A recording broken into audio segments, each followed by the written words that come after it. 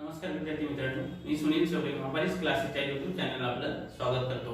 आज आपण बघणार आहोत चॅप्टर नंबर 2. कोणता चॅप्टर आहे आपला? Second, quadratic equation in quadratic equation. बरोबर. What is mean by quadratic? Quadratic काय असतो? ज्याची डिग्री किती असते? 2 असते. डिग्री किती असते? 2 असते. त्याला काय म्हणतात? क्वाड्रॅटिक. बरोबर. या अगोदर आपण चॅप्टर बघितला कोणता? Linear equation. Linear equation. बरोबर. लिनियर इक्वेशन म्हणजे काय? लिनियर म्हणजे काय? ज्याची डिग्री किती असते? 1 असते. त्याची डिग्री किती असते? 1. आणि इथं क्वाड्रॅटिक म्हणजे काय? त्याची डिग्री किती असते? 2 असते. बरोबर. आता इथे बघा, लिनियर इक्वेशन इन 2 व्हेरिएबलचा जनरल फॉर्म काय दिला आपल्याला? जनरल फॉर्म काय होता तो?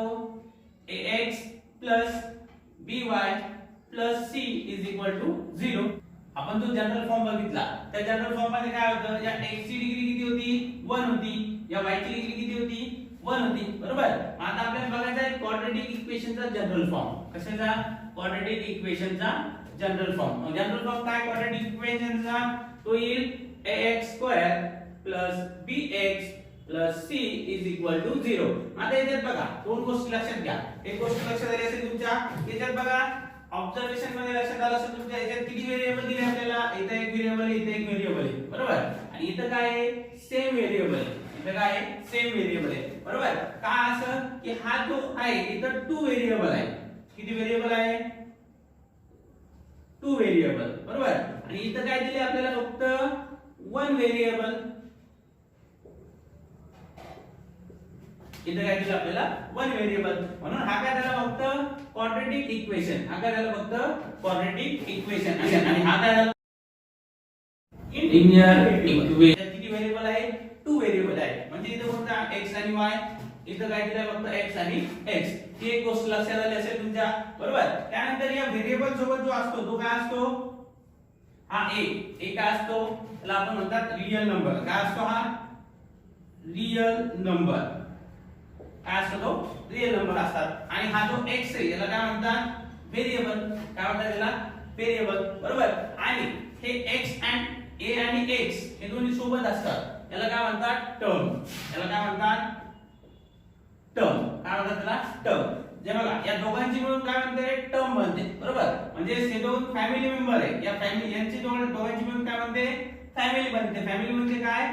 टर्म. फॅमिली म्हणजे काय? टर्म. तर टर्म मध्ये जर दोन मेंबर जर नसेल, याच्यात जर मेंबर नसेल तर मग ही फॅमिली होईल का?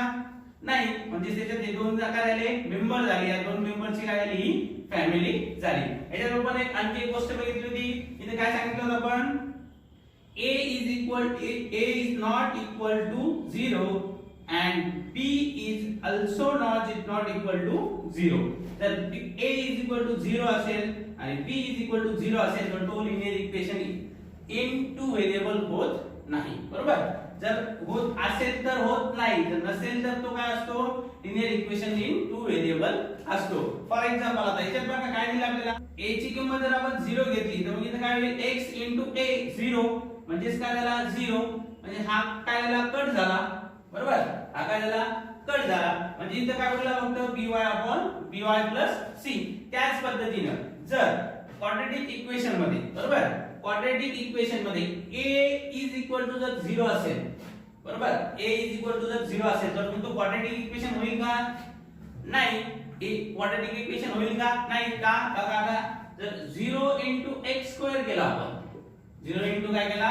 x square. आता 0 ने जर x स्क्वेअर ला मल्टिप्लाय केलं तर किती येईल आन्सर? 0. म्हणजे सी टर्म काय झाली आपली? ही टर्म किती झाली आपली? पूर्ण 0. बरोबर. पण हा जर 0 ने जर आपण एखाद्या मल्टिप्लाय केलं एखाद्या संख्येला तर तो काय येतो? 0 येतो डेफिनेटली. मग इथं काय होईल? मग हा ही टर्म काय उरला? काय फक्त आपल्या इथं bx c. म्हणजेच काय? इथे याची डिग्री किती आहे? 1. याची डिग्री किती आहे? 1. म्हणजे लिनियर इक्वेशन इन 1 व्हेरिएबल. बरोबर. समजलं इथपर्यंत? मग चला आता बघूया आपण नेक्स्ट पेज नंबर 30 वर आपल्याला एक ऍक्टिव्हिटी दिली. बरोबर. काय सांगितलं ऍक्टिव्हिटी मध्ये? Classify the following polynomials into the linear polynomials and quadratic polynomials. आपल्याला काय पॉलिनॉमियल्स दिले? काय दिले? पॉलिनॉमियल्स दिले. बरोबर. हा ही ऍक्टिव्हिटी दिली आहे पेज नंबर 30 वर. आपल्याला याचं काय करायचं? क्लासिफिकेशन करायचे. कशात क्लासिफिकेशन करायचंय? Linear polynomials and quadratic polynomials. quadratic polynomials बरोबर. आता इथे सांगा आपल्याला काय लिनियर मध्ये काय असेल, डिग्री किती असेल, डिग्री किती असेल याची 1 आणि क्वाड्रॅटिक मध्ये डिग्री किती असेल 2 बरोबर. आता इथे बघा हा वर्ग जर आपण घेतला तर याच्यात x ची डिग्री किती दिली आहे, जो व्हेरिएबल आहे त्याची डिग्री किती दिली आपल्याला 1 दिली आहे, म्हणजे तो काय होईल इथं 5x 9 आता त्याला लिनियर झाला बरोबर. त्यानंतर सेकंड मध्ये बघा, सेकंड मध्ये काय दिले x ची डिग्री किती दिली आहे 2 आली आहे, x ची डिग्री किती दिली आहे 2 म्हणजे हा काय होईल क्वाड्रॅटिक होईल x² 3x 5 हा झाला आपला क्वाड्रॅटिक बरोबर. त्यानंतर पुढचं दिले आपल्याला थर्ड नंबरला 3x 7 बरोबर. मग आता 3x 7 काय होईल, x ची डिग्री बघा, x ची डिग्री काही म्हणजे किती असते 1 म्हणजे तो काय लिनियर पॉलिनॉमियल्स म्हणजे ते 3x 7 बरोबर. त्यानंतर पुढचं दिलंय बघा, पुढे काय दिलं आपल्याला 3x² 5x बरोबर. आता हे बघा x ची डिग्री किती दिली आपल्याला 2, x ची डिग्री किती दिली 2 म्हणजे काय इथं 3x² 5x हा झाला क्वाड्रॅटिक झाला बरोबर. तर बघा आपल्याला पुढची टर्म किती दिली आपल्याला 5x². आता इथं 5x ची डिग्री किती दिली आपल्याला 2 दिली, x ची डिग्री किती दिली 2 म्हणजे हा काय येईल क्वाड्रॅटिक इक्वेशन 5x² हा काय झाला क्वाड्रॅटिक पॉलिनॉमियल्स बरोबर. इक्वेशन आपण काय बघतोय पॉलिनॉमियल्स बघतोय, पॉलिनॉमियल्स मध्ये बघतो काय झाला क्वाड्रॅटिक पॉलिनॉमियल्स बरोबर. क्वाड्रॅटिक आणि लिनियर या दोन गोष्टी क्लिअर झाल्या सगळ्यांच्या. चला तर आपण बघूया पुढची टर्म नंबर 30 वर आपल्याला एक ऍक्टिव्हिटी दिली बरोबर. 31 वर काय दिली आपल्याला ऍक्टिव्हिटी दिली, काय ऍक्टिव्हिटी दिली काय सांगितलं आपल्याला काही पॉलिनॉमियल्स दिले बरोबर. त्याचा काय करायचं आपल्याला कोएफिशिएंट काय करायचे लिहायचे आहेत. कोएफिशिएंट म्हणजे काय बरोबर. समजा आपण एक टर्म घेऊ, याच्यातली कोणती इथे घेतला आपण x² 3x 5 बरोबर. आता इथे बघा x म्हणजे काय असतो व्हेरिएबल, हा काय झाला व्हेरिएबल बरोबर. x सोबत काहीच नाही म्हणजे किती असतो 1 बरोबर. x सोबत काहीच नाही म्हणजे किती असतो 1 म्हणजे हा काय झाला मग कोएफिशिएंट, काय म्हणतात त्याला कोएफिशिएंट. आपल्याला या कोएफिशिएंटची व्हॅल्यू काढायची, काय याची व्हॅल्यू काढायची कोएफिशिएंटची व्हॅल्यू काय करायची आपल्याला लिहायच्या आहेत. मग आता बघूया फर्स्ट मध्ये कोएफिशिएंटची व्हॅल्यू काय येईल मग सांगा. फर्स्ट मध्ये x² हा कोएफिशिएंट आहे, इथे व्हॅल्यू करायची आपल्याला बरोबर. आता इथे फर्स्ट मध्ये बघा, फर्स्ट मध्ये किती कोएफिशिएंट याचा x² चा कोएफिशिएंट किती आहे 1 बरोबर. आणि इथे x² चा कोएफिशिएंट किती येईल मग 3. त्यानंतर इथं x² चा कोएफिशिएंट किती दिला आपल्याला 5. हे झाले आपले x² चे कोएफिशिएंट. त्यानंतर बघा आपली सेकंड टर्म दिली आपल्याला 3x, सेकंड टर्म किती दिली आपल्याला 3x. इथे घेऊ आपण x चा कोएफिशिएंट सांगा किती आहे, या x चा कोएफिशिएंट किती आहे इथं 3. त्यानंतर या x चा कोएफिशिएंट इथे किती आहे -5. त्यानंतर या इथं आहे का x बरोबर, इथं x आहे का नाही, x नाहीये म्हणजेच काय इथे आपण x + 0x घेतला तरी काय होऊ शकतो आपला इक्वेशन ते काय क्वाड्रॅटिक इक्वेशन आहे बरोबर. पॉलिनॉमियल्स किंवा क्वाड्रॅटिक इक्वेशन आहे, हा घेतला काय नाही घेतला काय काही फरक पडेल का नाही पडणार. म्हणजे त्याचा x चा कोएफिशिएंट किती येईल इथं 0. त्यानंतर बघा आपला शेवटचा राहिला काय कोएफिशिएंट, फक्त कोएफिशिएंट म्हणजे त्याला काय म्हणू आपण c कॉन्स्टंट टर्म म्हणतात त्याला, काय म्हणतात त्याला कॉन्स्टंट टर्म. आणि याच्यात एक गोष्ट लक्षात ठेवा, हा कॉन्स्टंट टर्म आहे ही चेंज होईल का नाही, ती कॉन्स्टंट चेंज होणार, टर्म चेंज होणार नाही. पण इथला हा जो कोएफिशिएंट आहे हे दोन कोएफिशिएंट काय होतात चेंज होतात बरोबर. जर आपण इथे x ची व्हॅल्यू किती घेतली 1 घेतली तर 1 चा स्क्वेअर किती येईल 1च येईल, 1 चा स्क्वेअर किती येईल 1 बरोबर. जर इथे आपण x ची व्हॅल्यू 2 घेतली तर 2 चा स्क्वेअर किती येईल 4 म्हणजे x² ची व्हॅल्यू किती झाली 4. म्हणजेच काय ह्या दोन कोएफिशिएंटच्या व्हॅल्यू काय होतात चेंज होतात बरोबर. आणि हा जो 5 असतो म्हणजे ज्याला आपण c टर्म म्हणू ती कशी असते कॉन्स्टंट असते. म्हणजे हा 5 चेंज होईल का याच्यात, या 5 मध्ये कोणताही चेंज होणार नाही. म्हणजे इथे काय मग आपला c कॉन्स्टंट व्हॅल्यू किती येईल, मग इथे पहिली आपली c चा कॉन्स्टंट 5. आता इथे बघा काहीच नाही म्हणजे काय असतो 0, इथे पण काहीच नाही म्हणजे किती असतो 0. समजलं. या पद्धतीने आपल्याला काय करायचं आहे कोएफिशिएंट काय करायचे आपल्याला फाइंड करायचे. बघूया प्रॅक्टिस सेट 2.1. काय 2.1 मधला first question, right any two quadratic equation. आपल्याला काय करायचे, कोणतेही दोन क्वाड्रॅटिक इक्वेशन काय करायचे, लिहायचे आहेत. आता क्वाड्रॅटिक इक्वेशन तुम्हाला माहित झालं बरोबर. क्वाड्रॅटिक इक्वेशन म्हणजे काय, ज्याची डिग्री किती असेल, 2 असेल, तो असतो क्वाड्रॅटिक इक्वेशन. आता असे कोणतेही दोन एक्झाम्पल तुम्ही काय करू शकता, लिहू शकतात. फॉर एक्झाम्पल इथे बघा आपला जनरल फॉर्म काय क्वाड्रॅटिक इक्वेशनचा, जनरल फॉर्म मध्ये बघा येईल ax² plus bx plus c is equal to 0. हा झाला आपला जनरल फॉर्म. या जनरल फॉर्म वरून आपण काय करायचे, क्वाड्रॅटिक इक्वेशन बनवायचे आहे. आता तुम्हाला कोणालाही जर विचारलं किंवा सांगितलं गेलं की क्वाड्रॅटिक इक्वेशन तयार करा, मग काय करायचं, या जनरल फॉर्म मध्ये काय दिलं आपल्याला, त्या पद्धतीने आपण बनवायचे. म्हणजे कसा, आता h जागेवर आपण कोणताही कोएफिशिएंट आहे, a म्हणजे काय कोएफिशिएंट, तिथे आपण काही घेऊ शकतो. इथे घेऊया आपण 2x² बरोबर. हा झाला कोएफिशिएंट, हा व्हेरिएबल. त्यानंतर इथं प्लस घ्या किंवा मायनस घ्या, आपल्याला पटेल त्या पद्धतीनं. त्यानंतर इथं x चा कोएफिशिएंट किती आहे, b, म्हणजे आपल्याला b ची कोणती टर्म घेऊ शकतो. मग इथे घेऊ आपण 5x प्लस c म्हणजे काय कॉन्स्टंट. c म्हणजे काय कॉन्स्टंट. कॉन्स्टंटला कोणती टर्म घेऊ शकतो आपण, इथे घेऊया 1 इज इक्वल टू 0. या पद्धतीने आपल्याला काय करायचे, क्वाड्रॅटिक इक्वेशन बनवायचे आहे. तर तुम्ही काय करायचे, सर्वांनी 5 क्वाड्रॅटिक इक्वेशन काय करायचे, बनवून काय करायचे, ग्रुपवर सेंड करायचे आहेत. किती इक्वेशन, 5 क्वाड्रॅटिक इक्वेशन बनवायचे. किती, 5 बरोबर. आणि ते काय करायचे, ग्रुपवर सेंड करायचे आहेत. चला तर बघूया आपण क्वेश्चन नंबर 2 मध्ये काय सांगितलंय, decide which of the quadratic equation. काही इक्वेशन दिले आपल्याला, ते क्वाड्रॅटिक इक्वेशन आहे किंवा नाही ते काय करायचं आपल्याला ओळखायचं आहे. मग त्यामधला फर्स्ट बघा काय दिले आपल्याला, x² plus 5x 2 is equal to 0.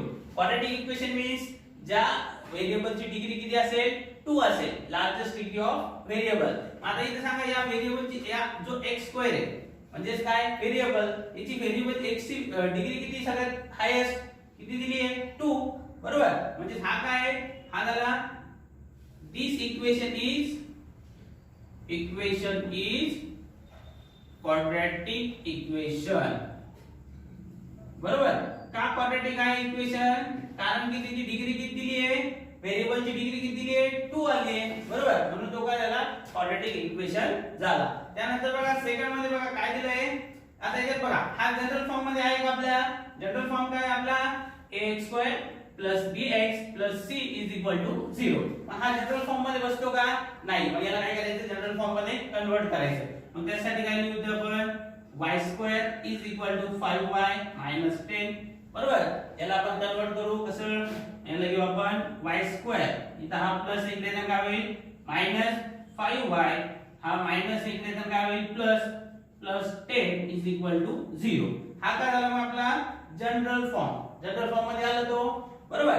आता इथं याच्या या इक्वेशन मध्ये चेक करा, डिग्री किती आहे y ची, हा जो व्हेरिएबल आहे, व्हेरिएबल काय इथं y ची डिग्री किती दिली आपल्याला 2. y ची डिग्री व्हेरिएबल किती दिला, सॉरी y ची डिग्री किती दिली आपल्याला 2. म्हणजे हा काय आहे, this equation is quadratic equation.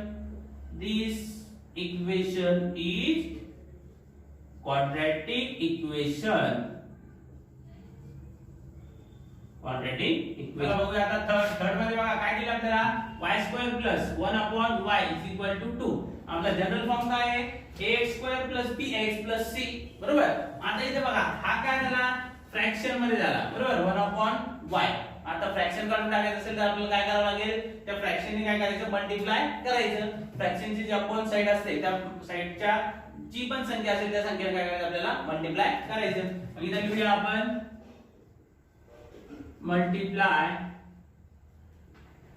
Equation by y. किती मल्टिप्लाय करायचं आपल्याला, y ने जर मल्टिप्लाय केलं तर काय इक्वेशन सांगा. इक्वेशन येईल आपलं y² into y बरोबर plus 1/y into y is equal to 2 into y.